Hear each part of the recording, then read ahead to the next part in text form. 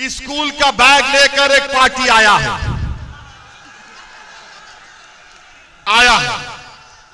अच्छा, ये कौन है मालूम आपको? ये 2014 में नरेंद्र मोदी के इलेक्शन मैनेजर थे गुजरात में। 2012 से उन्होंने मोदी को प्रधानमंत्री बनाने का काम गुजरात से शुरू किया, उसको प्रधानमंत्री बनाया। चाय पे चर्चा, 15 लाख अकाउंट में आएंगे, 1 करोड़ नौकरी दिया जाएगा, ये सब झूठ इन्होंने मोदी की जबान से बुलवाया। तो जो 2012 से 14 तक मोदी के लिए काम किया, वो क्या जोकीहाट का वोट ले पाएगा? बताओ, जो 2012 से 2014 तक मोदी को प्रधानमंत्री बनाने का काम किया, क्या तुम उसका साथ दोगे? और फिर इसने क्या किया? एक मनीष कश्यप को टिकट दिया। ये चन्नपटना का उम्मीदवार है। ये कौन मनीष कश्यप है? ये वो मनीष कश्यप है जो मोदी का सबसे बड़ा राजदुलारा है।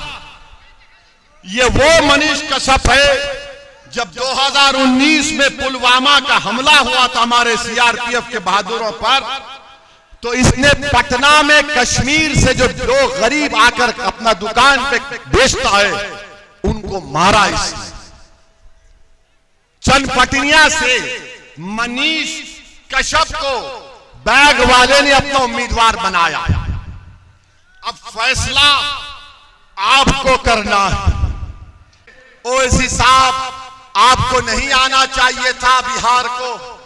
अरे भैया, तुम मोदी को प्रधानमंत्री बनाने का काम किए।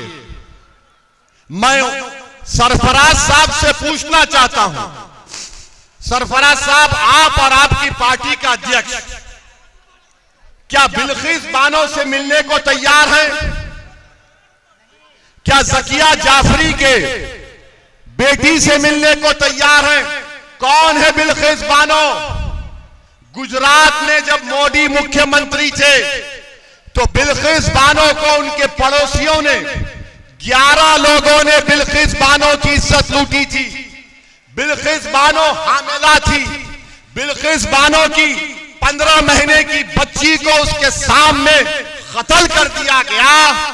हम पूछना चाहते हैं, जिस पार्टी में सरफराज साहब हैं, उनके अध्यक्ष के साथ क्या तुम्हारे अध्यक्ष जब 2012 और 14 में मोदी के लिए काम कर रहे थे तो मेरी बेटी बिल्किस बानो की अस्मत रेजी याद नहीं आई? तुम आज जोकीहाट को आकर समझ रहे हो। मां और बहनों, याद रखो, ये बैग वाले की वो पार्टी है जिसने बिल्किस बानो को इंसाफ नहीं दिलाया था। मेरी मां और बहनों, जकिया जाफरी, एहसान जाफरी को मोदी मुख्यमंत्री हैं, जिंदा जला दिया गया काट कर। क्या सरफराज साहब और उनके पार्टी के अध्यक्ष जकिया जाफरी की, एहसान जाफरी की बेटी से मिल सकते? नहीं मिल सकते। अरे नुकसान तो मेरा हुआ ना, जब से मोदी प्रधानमंत्री बने, ट्रिपल तलाक का कानून बना। नुकसान किसका? मेरी मां और बहनों का। CAA का कानून मजहब की बुनियाद पर बनाया गया। किसको निशाना बनाया गया? मुझे बनाया गया। UAPA का कानून सख्त कर दिया गया। कौन जेल में सड़ रहा है? मीरा हैदर सड़। वक्फ का काला कानून बना दिया मोदी ने, जिससे मस्जिद, दरगाह और खानका को छीनना चाहते हैं। तो ये जो बैग वाला है, हम सरफराज साहब को बोलेंगे, आपने ऐसी पार्टी का साथ दिया जिसने मोदी को प्रधानमंत्री बनाने का पूरा काम किया।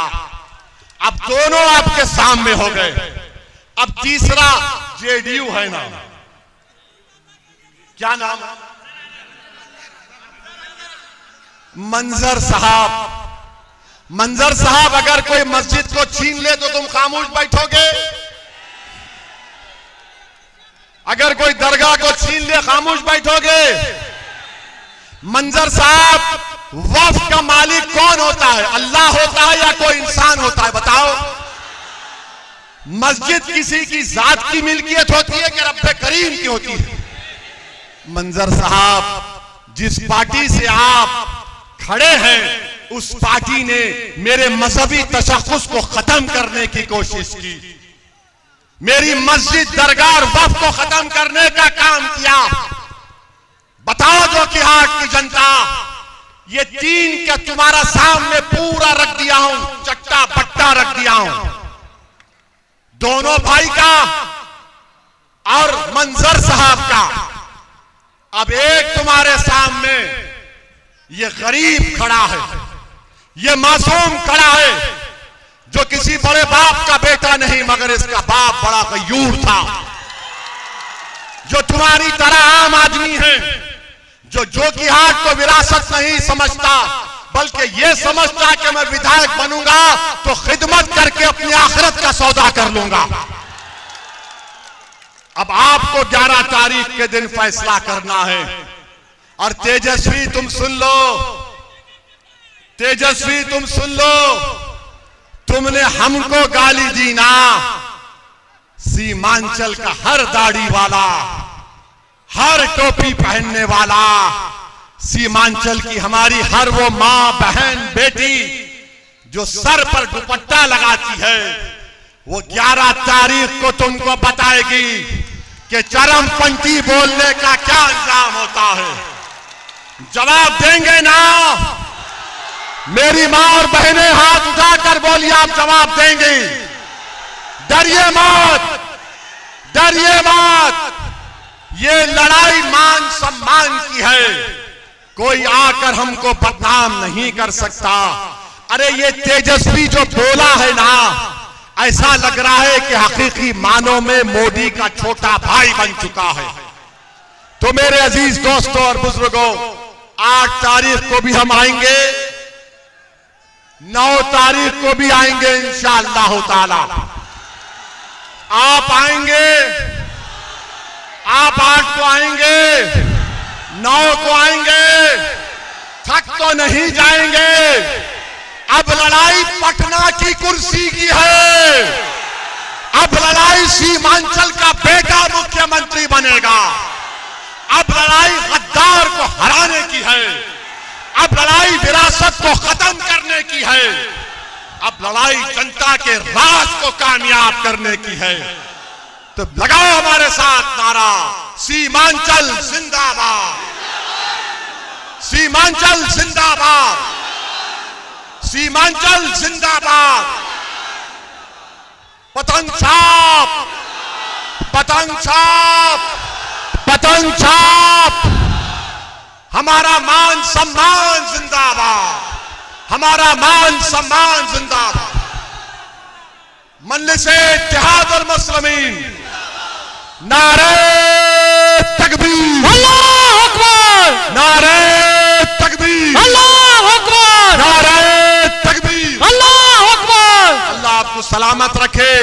11 तारीख के दिन एक सैलाब बन जाओ, वो सैलाब बन जाओ कि तुम्हारे सामने जो आएगा वो सर्रे की तरह बहाकर तुम्हारा इत्तेहाद लेकर जाएगा। पतंग छाप अब घर में पहुंच चुकी है, पतंग छाप हमारी ताकत है। आपसे अपील कर रहे हैं कि 11 तारीख को मजलिस को कामयाब करिए। नारे तकबीर,